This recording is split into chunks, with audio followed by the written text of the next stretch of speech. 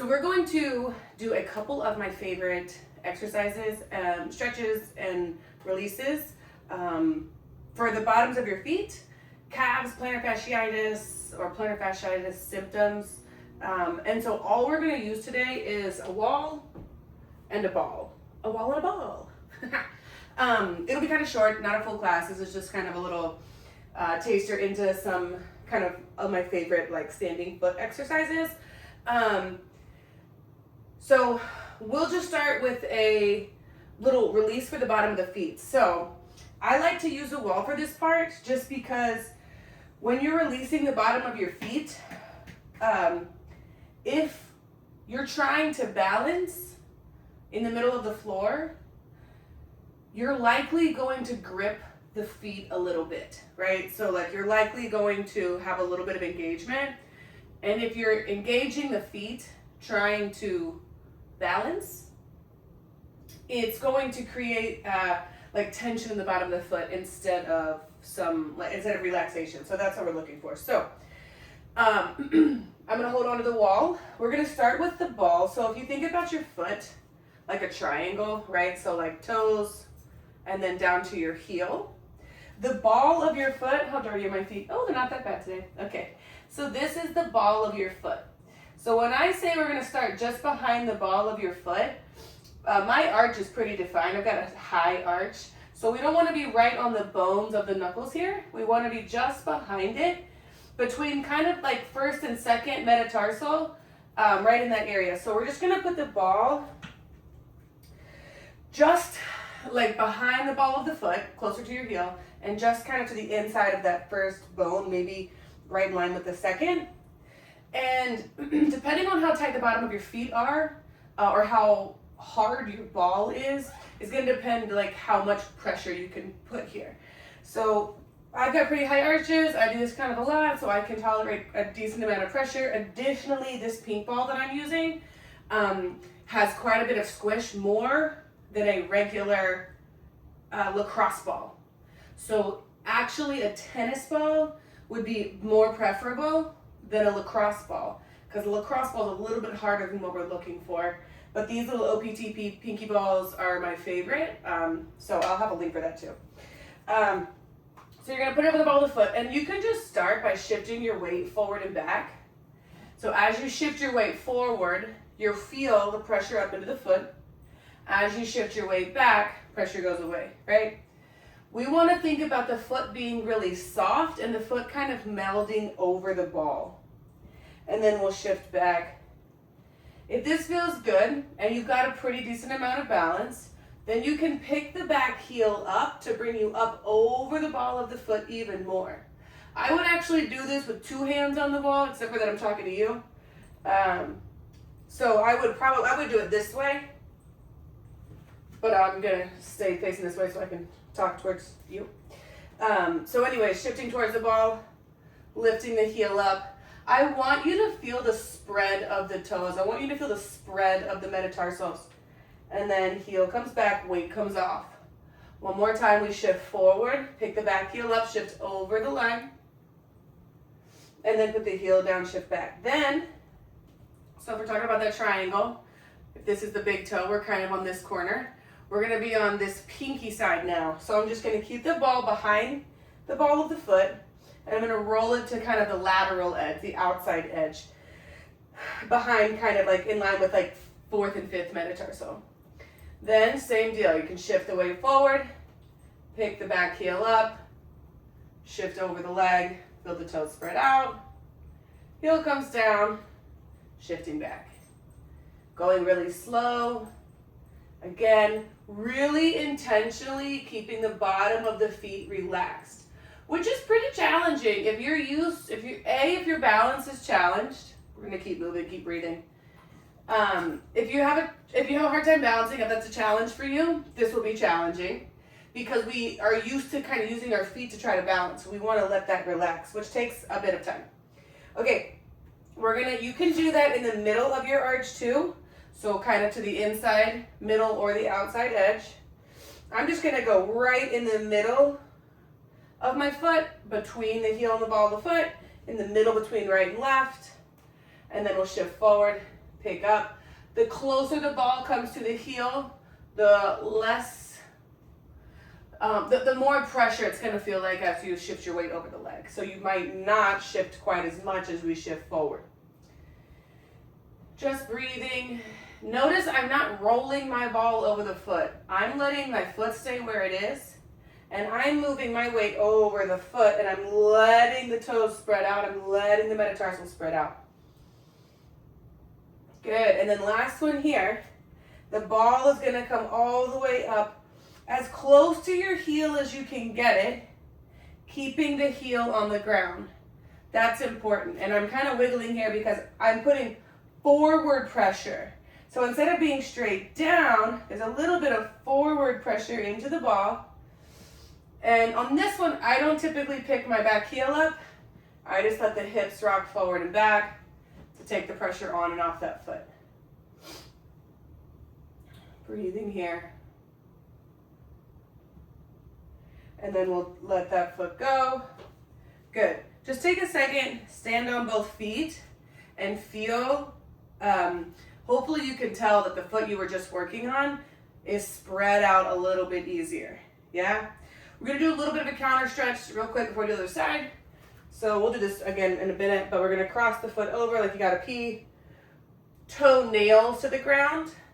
Bend the back knee. You're stretching the top of the ankle and foot. And then we'll go the other way. So, again, I would put 2 hands on the wall, but I'm facing you. So we're starting with the inside,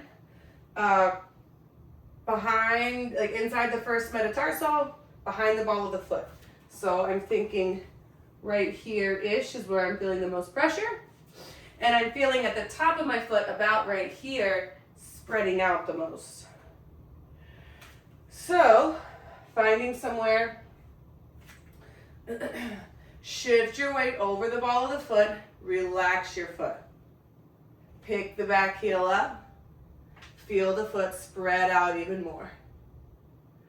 And then slowly put the heel back down, shift your weight off of it. If you find that every time you think about relaxing your foot, you can actually relax it, that just means that there's a little bit of engagement. It's you trying to kind of support yourself or balance. Very normal. The more times that you unlock or let the foot relax, the more you're going to feel it, or the more you're going to feel spread. And the less time, like the more times you relax, the more your brain gets used to the foot being relaxed, and eventually you won't have to think about it quite so much. Then we're gonna roll to the pinky toe side of this foot, shift the body weight forward, come up and over this leg, and then we shift back. Good, again, you could just bring your weight over this leg, or pick the heel all the way up. This is really just isolating the work on the feet. I have other videos of this where we do this in a hamstring stretch. So if you can visualize that, you could add that to this. There's other videos though. And one more time, shifting forward, pick the heel up. Feeling the spread of the feet. And then let that go. Then we're going to put this ball in the middle of the foot here. And we're going to do the same thing.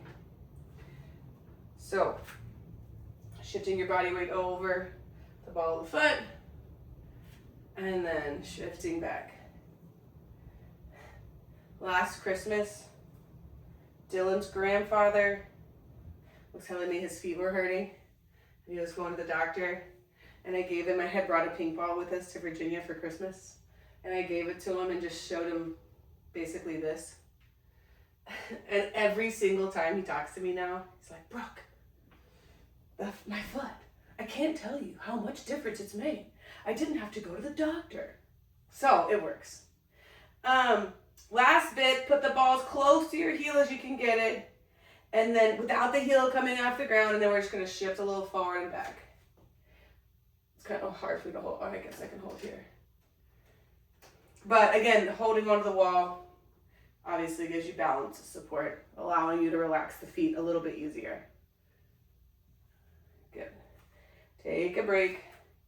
We'll put the ball over here for now. And then we'll do the opposite. So again, holding on for some balance. Cross the ankle over, toenails to the ground. So top of the foot crosses over like you gotta pee, but toenails on the ground.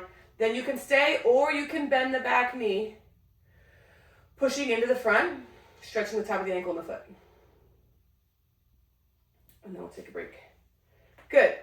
Actually, I always love to like feel the difference of your feet, specifically after you do footwork, and just feel the bottom of the foot relax. Notice if your glutes can relax a little bit more. You feel more stable over your feet. Maybe it feels easier to balance. Maybe it just feels like less pain walking around.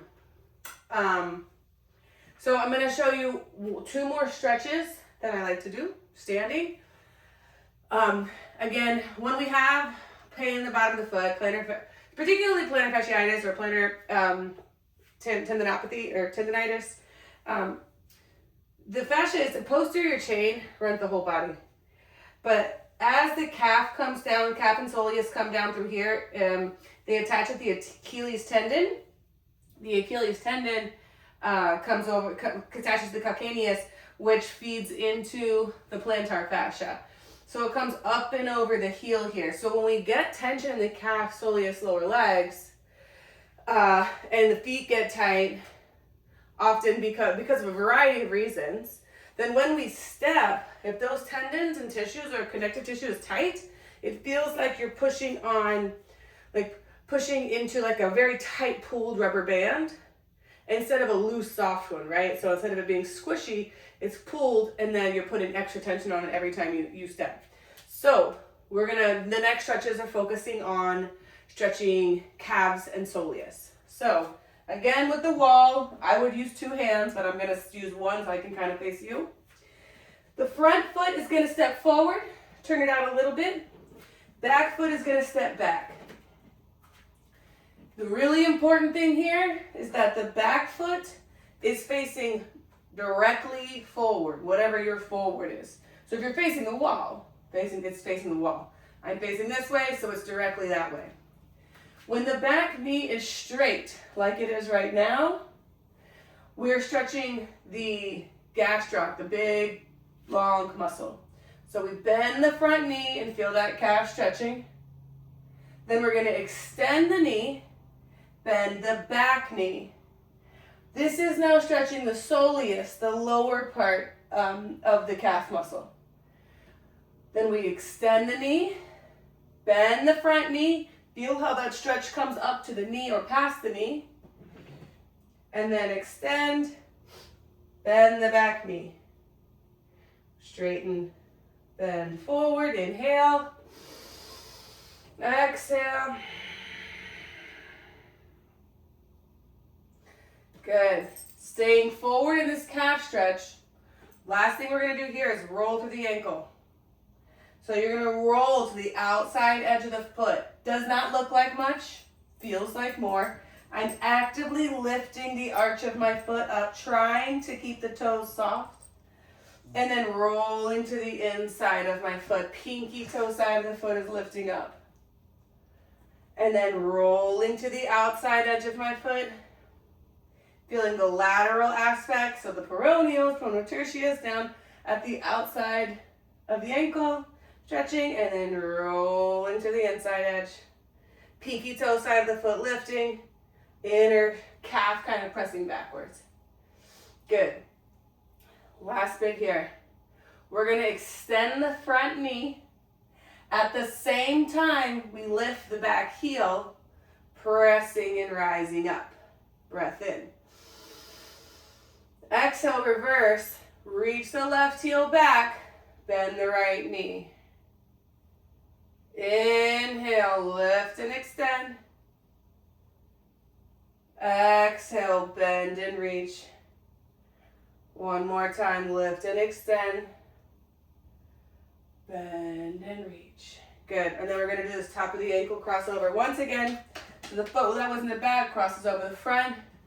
You can just stay here, or bend the back knee, driving the shin forward, sitting kind of like to chair on the right leg or on the standing leg. Breathing. And then we'll go the other way. So again, 2 hands on the wall is great. I'm gonna come here. So, I don't know how stable that is. We're gonna step 1 foot back, pointing all the way forward, and then the front toes turned out a little bit. Bend the front knee, extend the back knee. The big bulbous top of the calf is what we're focusing on here. So trying to feel that up to the back of the knee. And then extend the front knee, soften the back knee. Know that my Achilles are short. My soleus is not ever happy with me.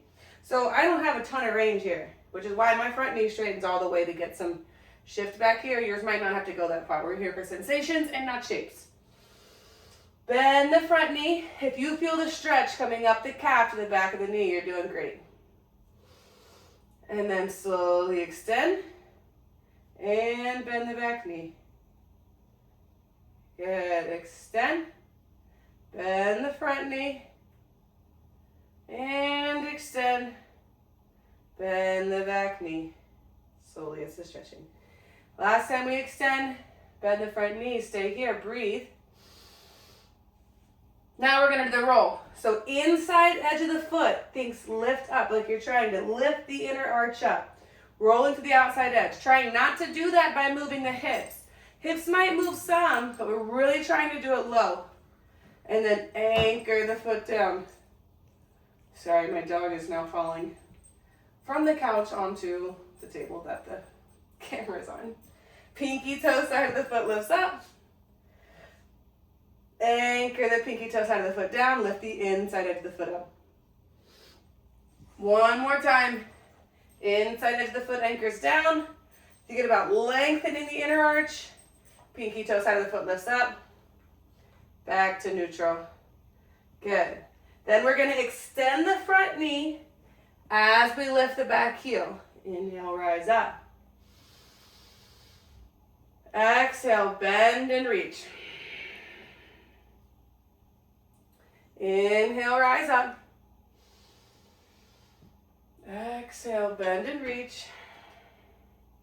One more time, inhale, rise up. Good, and then we'll cross right ankle, or the foot that was just stretching, over the left, top of the foot to the ground, stay, or bring your standing leg kind of to chair pose. Feel the shin and top of the foot stretching. Breathe here.